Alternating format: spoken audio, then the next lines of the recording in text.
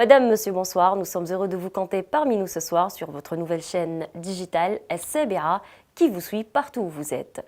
Comme vous le savez, il s'agit d'une nouveauté car c'est la première chaîne digitale en Algérie. Je vous laisse découvrir les détails dans ce VTR. Aujourd'hui, les médias se sont mis à l'ère du digital, les habitudes des gens ont été modifiées. S'informer aujourd'hui se résume à consulter rapidement différentes pages web. Mieux, puisque les internautes ont la possibilité de s'abonner aux médias d'information, ils peuvent donc recevoir l'actualité de leur choix grâce aux notifications. Aujourd'hui, il est question d'avoir l'information en temps réel, partout et à tout moment. Le temps du papier et de la télévision est révolu, vu que le digital prend place dans notre vie, que ce soit sur nos tablettes, smartphones et PC. La connexion est partout et permanente. Et c'est dans l'attente des connectés que la première chaîne digitale en Algérie, Sabera TV, voit le jour sur la toile électronique. Une chaîne conçue par une équipe jeune, professionnelle, ambitieuse et pleine de créativité, qui fera en sorte de vous donner le meilleur pour vous relier les actualités en temps réel, des documentaires, mais aussi des programmes qui vous concernent de près comme de loin, avec une vision proche de la vôtre dans un esprit jeune. Pour ne rien rater, restez connectés, vous ne risquez pas d'être déçus, car où que vous soyez, Sabera TV vous promet le meilleur en sa compagnie. Et comme tout a une fin, les vacances sont déjà finies. Nous avons sondé pour vous l'avis de certains Algériens quant au déroulement de leurs vacances. Satisfaisante, très bien. Pourquoi il y a eu des manques? Oui, il y a eu un changement qui n'a pas plu les parents. Je suis promenée, j'ai fait du vélo, ça se voit. Je me suis promenée, j'ai sorti, j'ai joué bien évidemment, et j'ai révisé, bien sûr. Bonne reprise à tous. Par ailleurs, entre intox et bonne info, les gens ne savent plus quoi ni qui croire. En effet, plusieurs informations pourtant erronées sont reprises par les médias. Laetitia Kamès. Nous l'avons constaté depuis près d'un mois et demi, la toile électronique regorge d'informations, parfois véridiques et souvent fausses. Serait-elle une sorte de manipulation pour déstabiliser le mouvement populaire ou mettre l'accent sur des personnalités gênantes? Il est à rappeler que l'information se doit d'être confirmée par les autorités concernées, voire même à citer la source afin de ne pas drainer de fausses informations qui risquent d'appeler à la haine et créer la zizanie entre différentes parties, et ainsi essouffler le mouvement populaire qui a jusqu'à présent appelé au pacifisme, à la démocratie, autrement dit le respect de l'autre. Et à ce sujet, la rumeur qui a marqué cette journée sur les réseaux sociaux et qui s'avère être fausse concernant l'ex-ministre de la Justice Taïb Louh, car il a fait sa première apparition après son départ du gouvernement aujourd'hui en se rendant au siège du FLN. Toujours dans l'actualité nationale, le mouvement que vit l'Algérie ces dernières années ne sera certainement pas sans conséquences, notamment sur le plan économique. Voilà ce qu'en pensent les Algériens.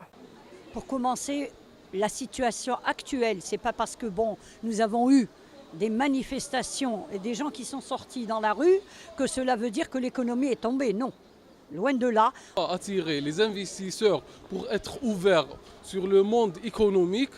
On ne peut pas compter sur la loi 49-51. Il y a lieu et il y a une urgence que l'Algérie doit ouvrir dans l'immédiat une banque algéro-chinoise du fait que toutes les importations algériennes viennent directement de la Chine.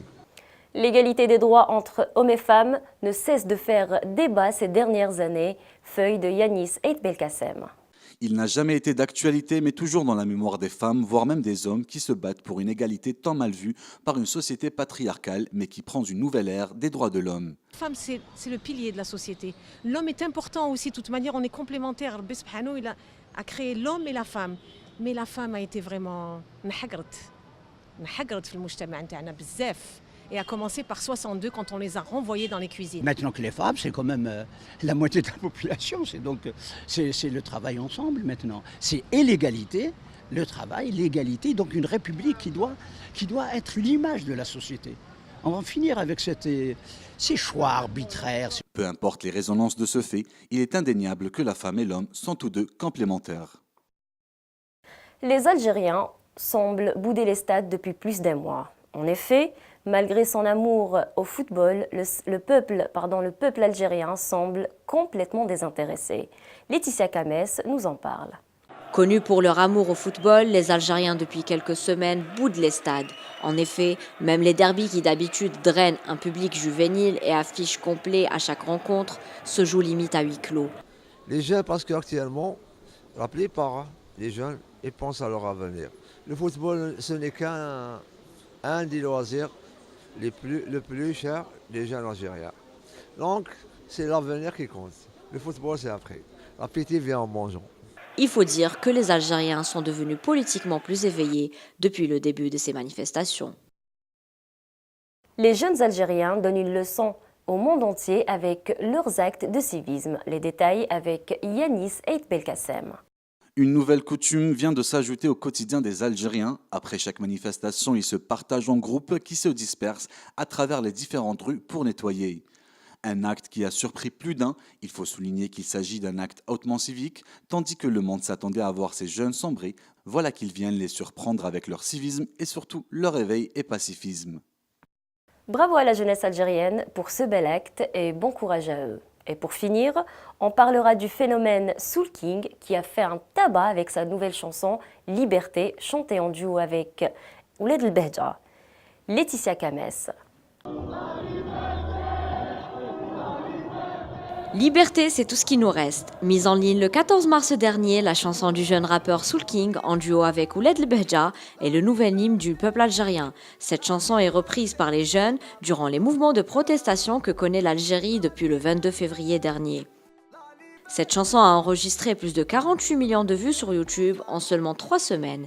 Il faut dire que le phénomène Soul King et le groupe Ouled El Behja ont su choisir les mots qu'il fallait pour toucher les Algériens. Comme quoi, l'Algérie possède de jeunes artistes bourrés de talent qui attendent d'être exploités.